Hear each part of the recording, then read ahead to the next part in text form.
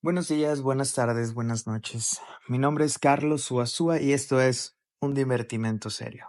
Hola, ¿qué tal a todos los que me escuchan el día de hoy? Etimologías. Psicoanálisis. ¿Será que siempre se ha llamado psicoanálisis? ¿Será que Freud siempre tuvo esta postura acerca de llamarlo psicoanálisis? Si bien la palabra psicoanálisis siempre ha estado en el repertorio de Freud, su modo de escritura siempre ha tenido algo que ver en ello. Su cambio de postura tiene ciertas repercusiones interesantes.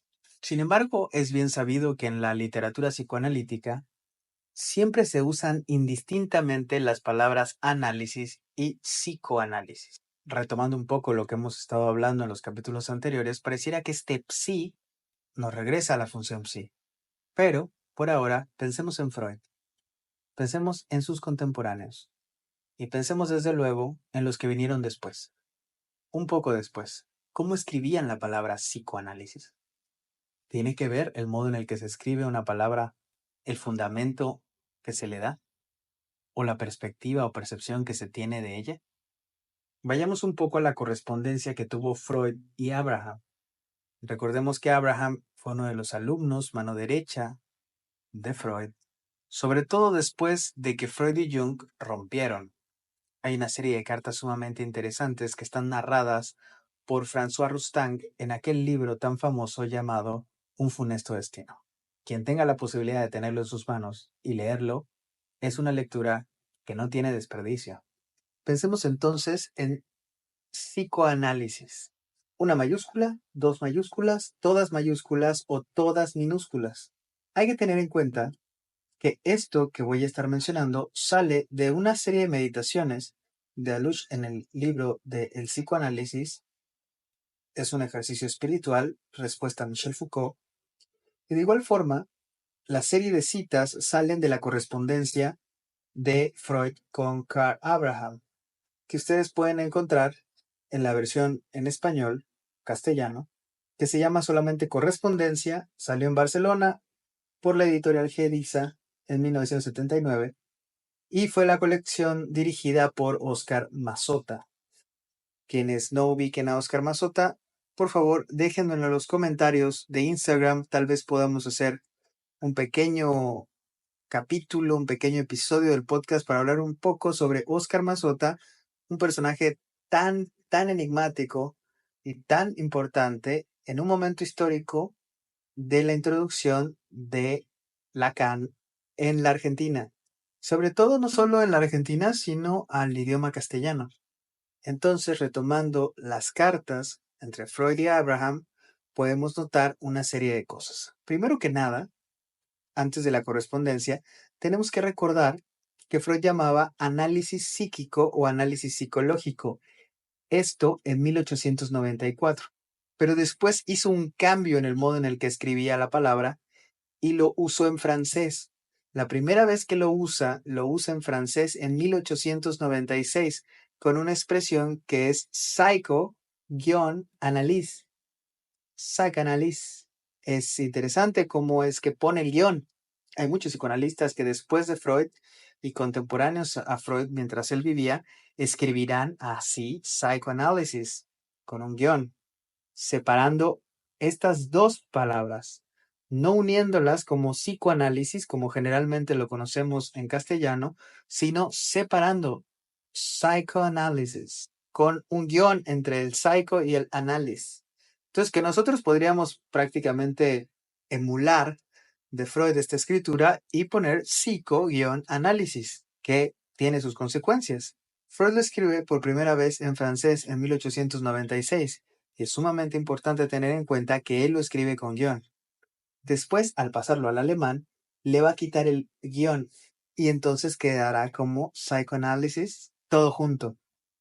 Sin embargo, en la correspondencia podemos observar cómo Freud abrevia la palabra con una psi, con un símbolo de psi, que es este como tridente, es la letra griega de psi, y pone una A mayúscula. Sin embargo, Carl Abraham, escribe psi y una alfa, Es interesante cómo podemos ver estas diferencias en el modo de escritura de ambos psicoanalistas y cómo es que esto puede darnos un referente de cómo es que cada uno percibía y manifestaba el psicoanálisis del que trataba cada uno. Otro punto importante es que se encuentra esta abreviatura de psi-alfa, como la escribe Abraham, muchas veces en Freud también, pero cuando Freud la escribe así, está hablando de un adjetivo, o sea, está refiriéndose a algo que es psicoanalítico. Está usando la palabra en forma de adjetivo, no de sustantivo. No está hablando del psicoanálisis, está hablando de lo psicoanalítico. Es interesante esta distinción porque cuando uno encuentra en Freud este psi y alfa, encuentra que está siendo usada esta forma de escritura como un adjetivo, no como el sustantivo que daría forma a psicoanálisis. Y cuando está hablando de psicoanalíticos también no solo usa esta forma, sino que usa psi, guión, y aquí está el guión otra vez. Esta separación entre el psi y el alfa puede ser el guión. Escribe psi, guión, analíticos. Mientras que, por ejemplo, Abraham usa para adjetivar ps apóstrofe anal, psanal, o ps-anal, o ps apóstrofe análisis.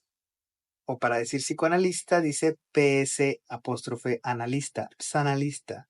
Es interesante cómo para Abraham, al usar el psi alfa, puede hacerse referencia a psicoanálisis. Y cuando está haciendo el adjetivo, ya lo pone con letras. Ya no usa estos símbolos griegos. Sin embargo, es muy curioso estas diferencias, puesto que Freud es el fundador y Abraham es de los primeros discípulos. Y hasta en su modo de escritura, algo del estilo de cada uno de ellos se logra reflejar en el modo de escritura de la misma palabra psicoanálisis. El psi y la A mayúscula que usa Freud puede, siguiendo la lectura de Alush que hace sobre estas cuestiones de la correspondencia, puede darnos una idea de cómo es que se sustantiviza en alemán, puesto que en alemán todos los sustantivos siempre van con mayúscula. Lo que querría decir, haciendo un estudio detallado sobre esta forma de escritura de la palabra psicoanálisis en Freud, con la psi y la A mayúscula, nos darían a entender que son dos sustantivos. Quiere decir que se considera al análisis con la A mayúscula como si también fuera un sustantivo separado del psico que está marcado con la psi. Es un dato interesante porque de esta manera queda subrayada y bien delimitada el psico-análisis, ambos con mayúsculas, remarcando que son dos sustantivos. Y entonces la palabra con guión, que sería un símil del psi a mayúscula, terminarían remarcando el hecho de la separación unión de ambas palabras, de ambos sustantivos. Estas formas de escritura nos pueden dar una claridad sobre el modo en el que Freud tomaba en cuenta el psicoanálisis, al análisis como una cuestión que va separada, pero de la mano del psico. Son cosas para reflexionar sobre el modo en el que las etimologías y las escrituras nos permiten repensar el sentido de nuestra práctica y el sentido en el que podamos colocarnos y suscribirnos a una práctica que desde sus inicios es compleja hasta en el modo en el que será escrita la palabra.